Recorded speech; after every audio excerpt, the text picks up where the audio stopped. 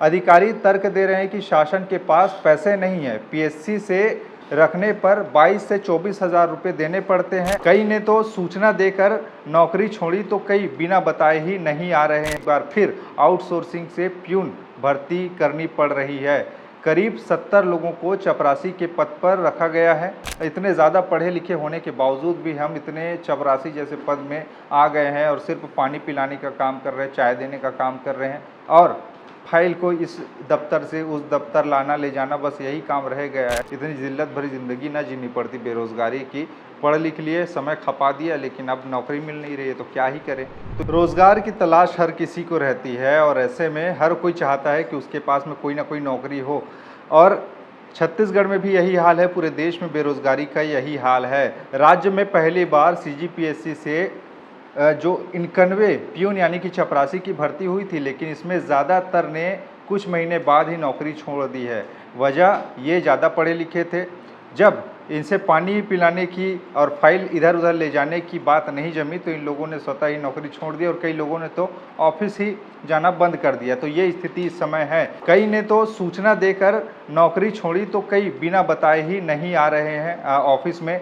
नतीजा ये हुआ है कि नवा रायपुर स्थित जो महानदी मंत्रालय है उसमें लगभग एक दशक से एक बार फिर आउटसोर्सिंग से प्यून भर्ती करनी पड़ रही है।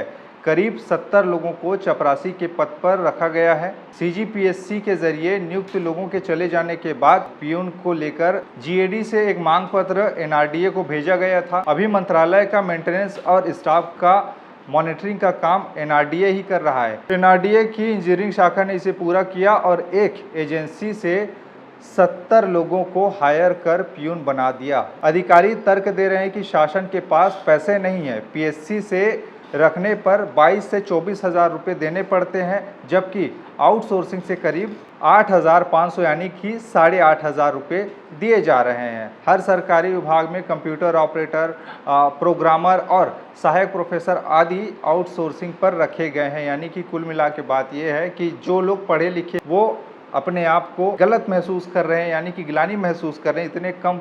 इतने ज़्यादा पढ़े लिखे होने के बावजूद भी हम इतने चपरासी जैसे पद में आ गए हैं और सिर्फ पानी पिलाने का काम कर रहे हैं, चाय देने का काम कर रहे हैं और फाइल को इस दफ्तर से उस दफ्तर लाना ले जाना, बस यही काम रह गया है। इसलिए तो हम लोगों ने पढ़ाई नहीं की है, ये सोच के जो पीएससी से सेलेक्ट हुए थे पहली बार 91 जो चपरासी हैं, उनमें से बहुतों ने अब काम पर जाना छोड़ दिया है और स्थिति ये हो चली है कि अब आउटसोर्सिंग के ज़रिए, अब एक ठेका के ज़रिए लोगों को बुलाया जा रहा है कि आइए चपरासी बनिए और 8,500 के पैकेज में आप लोग नौकरी कीजिए। लगता है कि जिन लोगों को भी सरकारी नौकरी मिल जाए, नौकरी रहते हुए भी बहुत से लोगों को लगता है कि ये छोटा नौकरी है और जिनके पास नौकरी नहीं है वो लोग टकटकी लगाकर वैकेंसी का इंतज़ार कर रहे हैं। ऐसे ऐसे तो हालात हैं।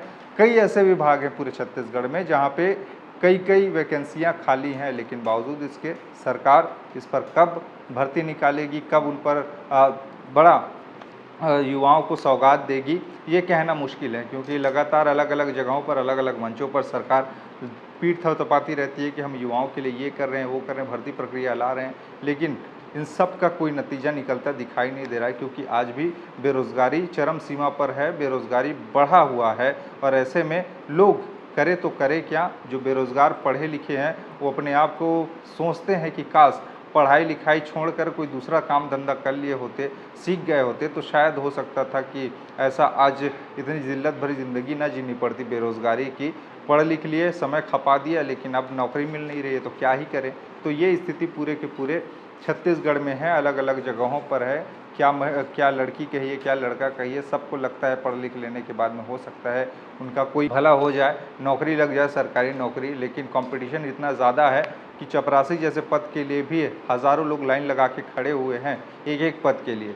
अब उसमें इतना कंपटीशन खड़ा कर दिए हैं तो जो एग्ज़ाम लेने वाले लोग हैं वो लोग भी टफ आजकल पेपर सेट करने लगे हैं और उसमें जो ज़्यादा पढ़े लिखे लोग हैं वही क्वालिफाई होते हैं और वही क्वालिफाई लोग जब पानी वानी देते हैं, जो अब हम उम्र के लोग हैं जो उन्हीं के साथ पढ़े लिखे हैं और जो लोग अधिकारी बन गए उन्हीं के सामने पानी परोस रहे हैं, तो उनको लगता है कि ये तो ख़राब चीज़ है, ये इन्हीं के जितना मैंने भी पढ़ाई की है, लेकिन आज वो कहाँ पर है, मैं कहाँ पे हूँ, मैं पानी पिला रहा हूँ, वो मेरे सामने बैठे हैं, उनको सर बोल रहा हूँ। तो ये सब चीज़ें कुछ लोगों को अब अच्छी नहीं लग रही, राज़ नहीं आ रहा है, इसलिए बहुत से लोग इसको छोड़ रहे हैं नौकरी को, और उसके चलते आउटसोर्सिंग हो रहा है और उनको नौकरी पे रखा जा रहा है। यानी कि बस वही है, युवाओं को लगता है कि नौकरी मिल जाए, और कुछ जिनको मिला है उनको लगता है कि ये हमारे आत्मसम्मान के खिलाफ है, आत्मग्लानि वाला है, ज़्यादा पढ़े लिखे हैं और हमको ये नौकरी करनी नहीं चाहिए। खैर, ऐसे मामले कई आते हैं, कई जाते भी हैं, लेकिन आप बताइएगा नीचे कमेंट में कि इन सब के बारे में आपके विचार क्या हैं, सरकार को इसके लिए क्या योजना निकालनी चाहिए, क्या युवाओं के लिए उनके बेहतर भविष्य के लिए काम करना चाहिए। बाकी खबरें और भी है, जिसके लिए बने रहिए छत्तीसगढ़ के साथ में। नमस्कार।